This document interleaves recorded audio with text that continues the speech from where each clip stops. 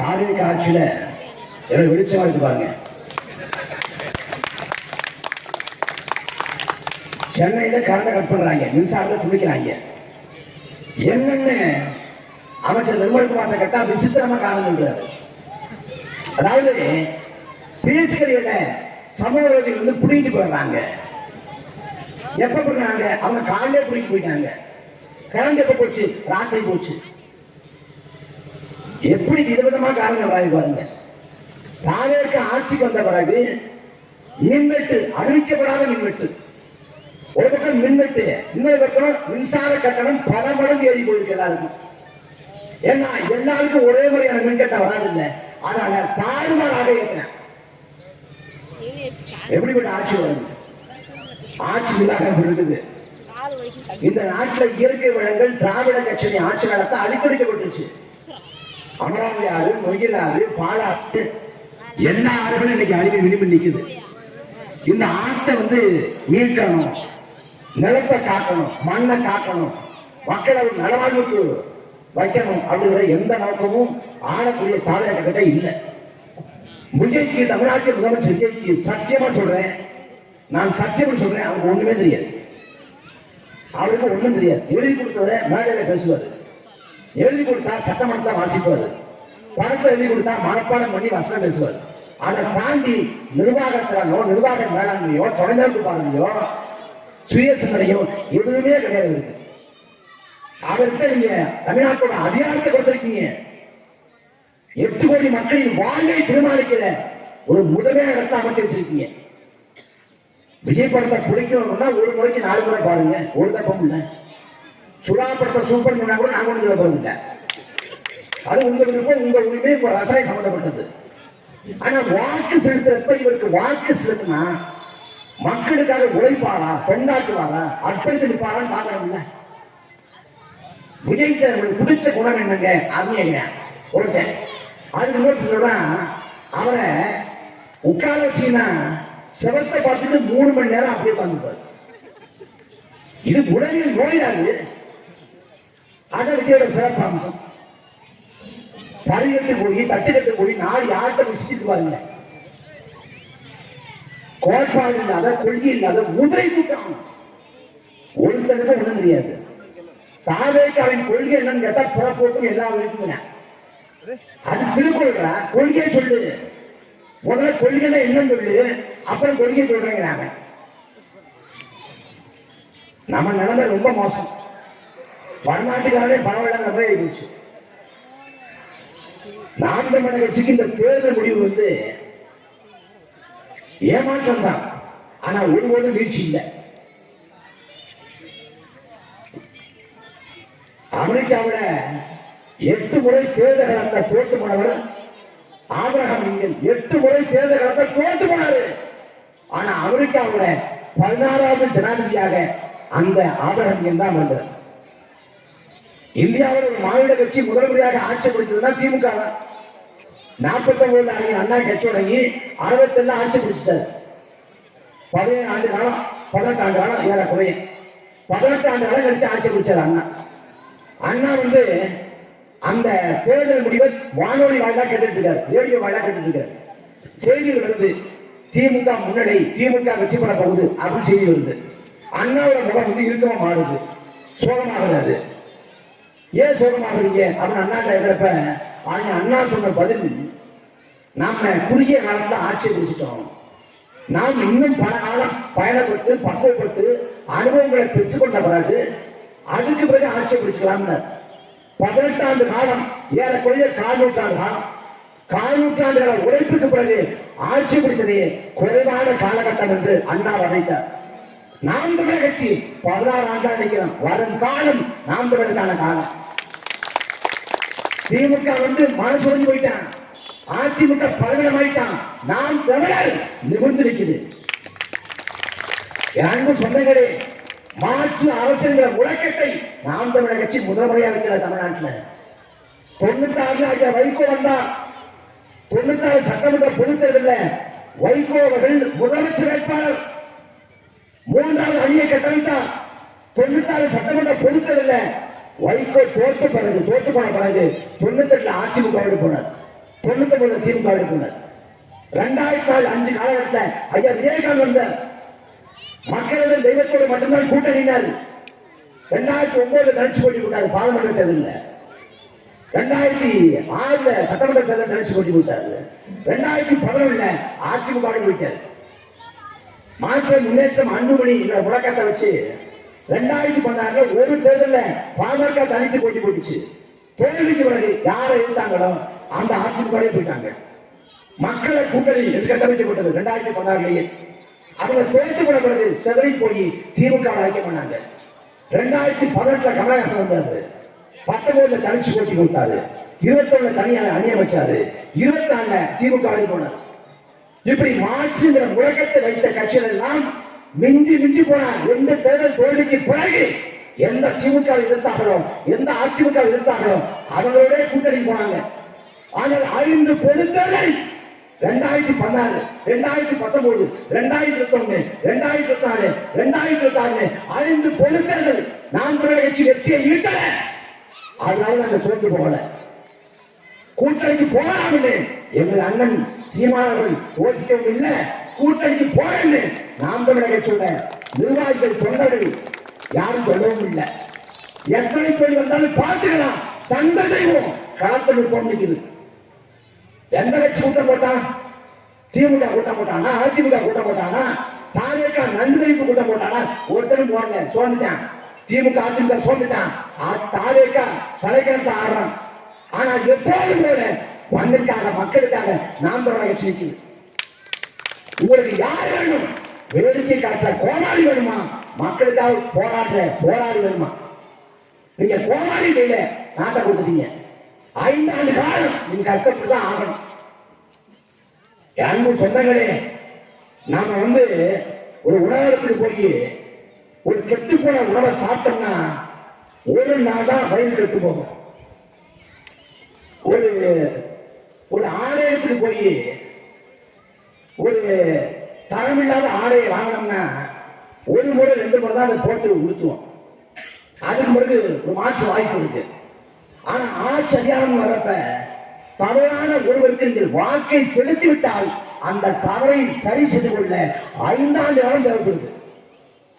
2026 நீங்க பண்ண தவறை சரி பண்றதுக்கு நீங்க அடுத்த சட்டமன்ற பொறுத்ததுன்னா 5 ஆண்டு காலம் காத்திருக்கணும். 5 ஆண்டு காலம்.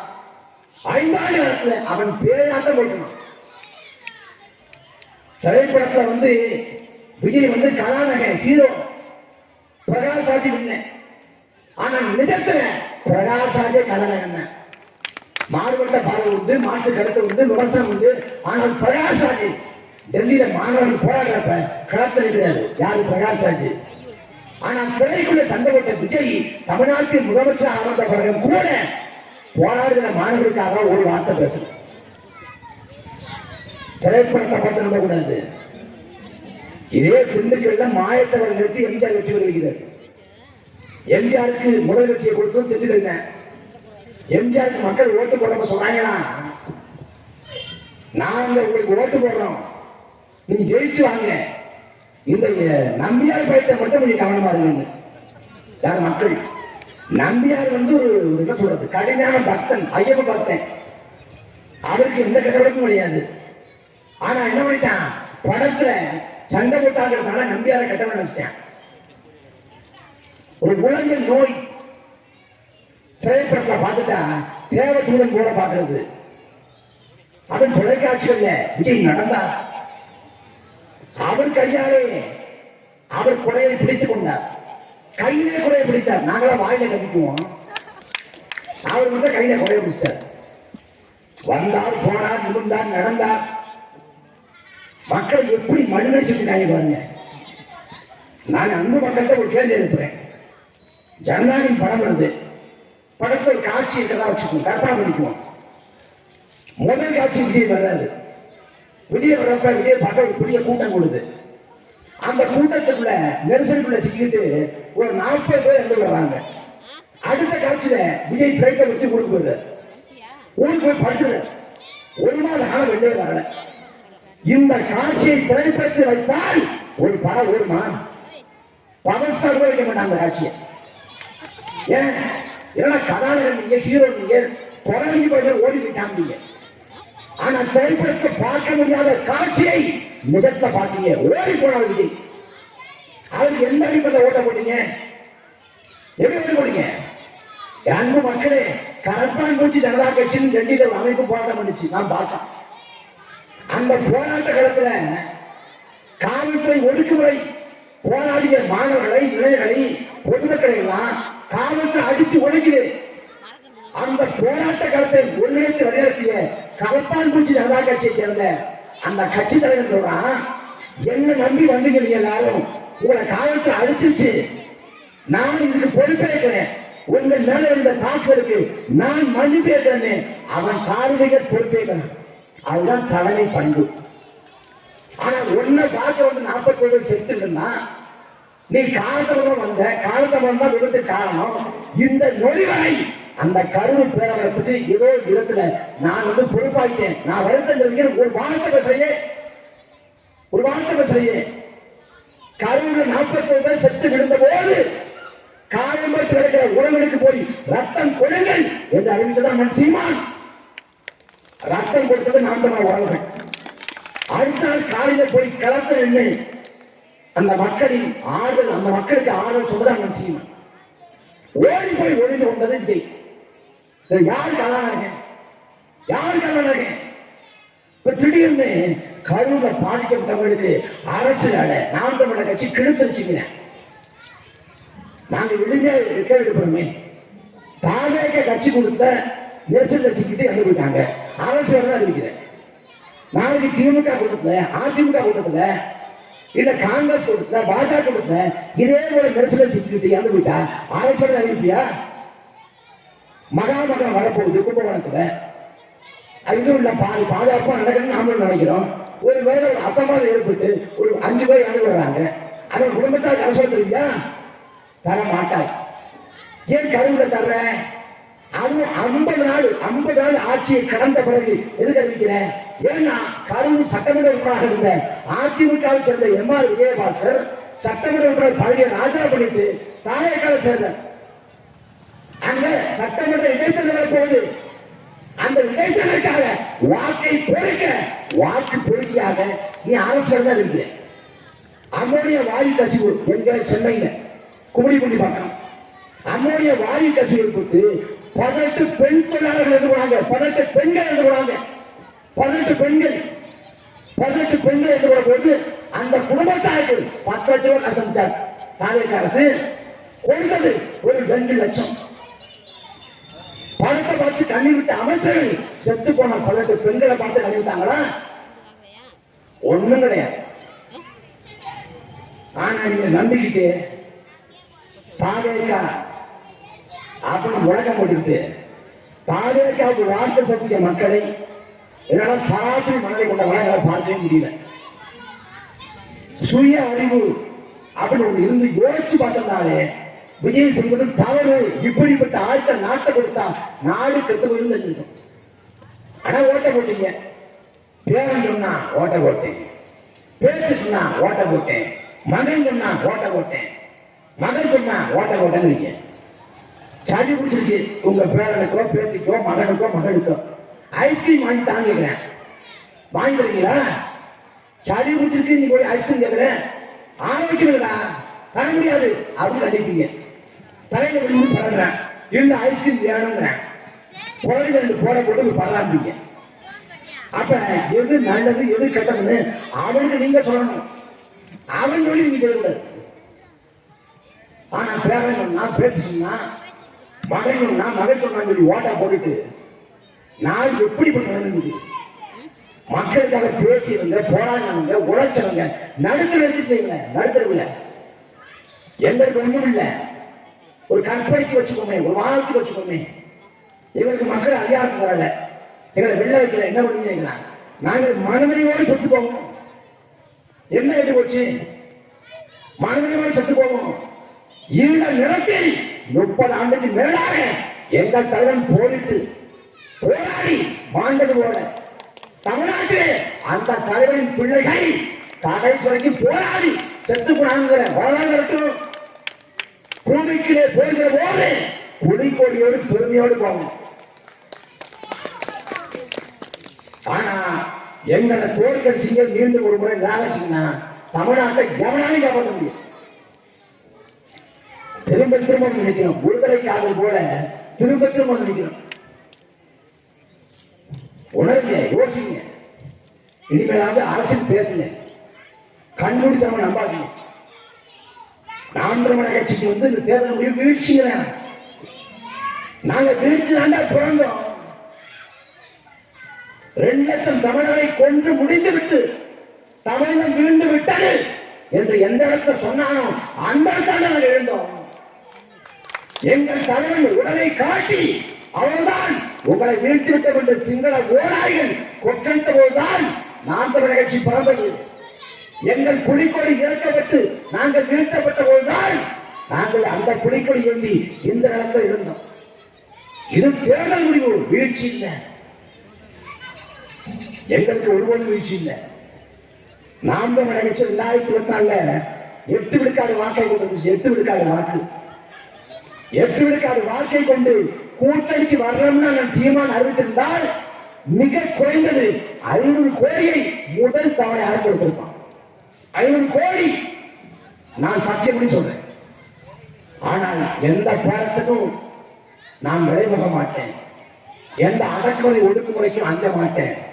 நான் தடுமாற்றம் இல்லை, தடமாற்றம் இல்லை. நான் இலக்கு நோக்கிய பணத்தை சரியா இருக்கேன். 2010ஆம் ஆண்டு நாம் தமிழரை சரித்தது தேசிய கட்சிகளோடு திராவிட கட்சியோடு கூட்டணி இல்லை, ஒட்டுமுள்ள உறவுமுள்ள இருந்துச்சோம். 2010 16 ஆண்டு காலம் நாம் தமிழர் கட்சி தொடங்கப்பட்டப்ப நான் 19 வயசு பையன், 35 வயசு இருக்கிறேன். 16 ஆண்டு கால பயணம். இந்த 16 ஆண்டு காலத்தை திரும்பி பார்த்தா எந்த இடத்துல தொடங்கணுமோ அதே இடத்துல நிற்கிறோம். அந்த இலக்கு நோக்கிய பயணத்தை கொஞ்சம் கூட தடமாற்றம் இல்லை, தடமரம் இல்லை. இலக்கு நோக்கிய பயணத்தை மெல்ல மெல்ல அடி வச்சு நடந்து போறோம். இன்னொரு தலைமுறையில இது போன்ற பள்ளிகள் வரமாட்டாங்க.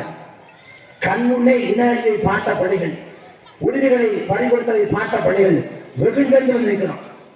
பகத்சிங் 23 வயதிலே புரட்சி செய்தது போல, தூக்கு கையிலுக்கு கருத்துக்கு முத்தமிட்டது போல எல்லாத்தையும் எதிர்கொண்டு நிற்கிற உங்கள் பிள்ளைகள். அதனால சிந்திச்சு முடிவெடுங்க, யோசிங்க, திறனாய்வு செய்யுங்க, பகுப்பாய்வு செய்யுங்க, அரசியல் பேசுங்க. இனியாவது இந்த மண்ணும் மக்களும் நல்லா இருக்கணும். நாடினம் சிறக்க நாம் தமிழர் ஆட்சி கட்டாயம் ஆட்சி அமையும், நிலை மாறும். நாங்கள் இந்த மண்ணையும் மக்களையும் நேசித்தது உண்மை என்றால், எங்கள் மாறிய தெய்வங்கள் எங்களை வழிநடத்துவது உண்மை என்றால் நாங்கள் உறுதியாக வெல்வோம். எங்கள் போராட்டத்தின் படுவை இன்னொரு தலைமுறை மீது சுமத்த விரும்பவில்லை. நாங்கள் போராடி அவங்க நல்லா வாழ்ந்தாரு தலைவர் பிரபாகரன். அதே போல இன்னொரு தலைமுறையை, இன்னொரு சந்ததியை இதே போல கத்தி கதற நினைச்சு நாங்கள் தள்ள மாட்டோம். அவனை போராட்ட கருத்து நாங்கள் தள்ள மாட்டோம். அவனாலும் நல்ல வாழ்க்கை வாழணும். அதுக்கு நாங்க கத்தி கத்தி செத்தாலும் பரவாயில்ல, எங்க தலைமுறையை தமிழ்நாட்டின் ஆட்சியாக பிடிப்போம். 5 ஆண்டு காலம், வரக்கூடிய 5 ஆண்டு காலம் இதுவரை பார்க்காத நண்பர்கள் கட்சியை பார்ப்பீங்க. வெறிகோடு இருப்போம். எங்களை போல தோல்வியோட வழியை உணர்ந்தவர்கள் இல்லை. எங்களை போல வெற்றியை ருசி பார்க்க பிடிக்கிறவரும் இல்லை. எந்த வெற்றியை காட்டி ஏளனமாக பேசுகிறாயோ, எந்த வெற்றியை உழைக்காமல் பெற்றுட்டோங்கிறதால ஆணவத்தோடு பேசுகிறாயோ, அந்த வெற்றியை நாங்கள் தொட்டே சொல்றோம். வெற்றி கொட்டை உறுதியாக சொல்லுவோம். எவ்வாறு வேண்டாம் சொல்லுவோம். எந்த உழைப்பும் இல்லாத, எந்த கொள்கையும் இல்லாத, எந்த மக்கள் நலனும் இல்லாத, எந்த அறிவும் ஆற்றலும் இல்லாத தற்கொலைகள் எல்லாம் வெற்றி கொட்டை தொட முடியும் என்றால் எல்லாம் கொண்டுக்கிற நாங்கள் உறுதியாக சொல்லுவோம். உறுதியாக நடக்கும். அதுக்கு தொடர்ச்சியாக கடத்தல உழைப்போம். நாம் தமிழர் கட்சி சட்டமன்றத்துக்குள்ள நுழையும் வரக்கூடிய இடைத்தேர்தலில் போட்டி போட்டு அண்ணன் சீமான் அவர்கள் நுழைவார்.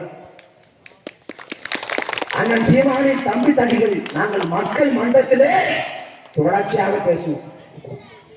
தாவேக்காக கேடுவிட்ட ஆட்சியோட அவலத்தை சுட்டிக்காட்டி தோல்வித்து மக்கள் மத்தியிலே விழிப்புணர்வு ஏற்படுத்துவோம். நாம் தமிழர் கட்சியை சமாளிக்க முடியாமல் தடுமாறுவான். நீ வழக்க போடு, எதிரே போடு. வழக்க போனதா இதே மரியாதை, வழக்க போட்ட வேற மாதிரி மரியாதை வரும். முதலமைச்சருக்கே வாய்ப்பு வருது, எனக்கு வராத. அதனால நாம் தமிழர் கட்சி சமரசம் பண்ணி மண்ணுக்காக மக்களுக்காக போராடுவோம். களத்தில் இருப்போம், உறுதியாக வெல்வோம். நன்றி, வணக்கம்.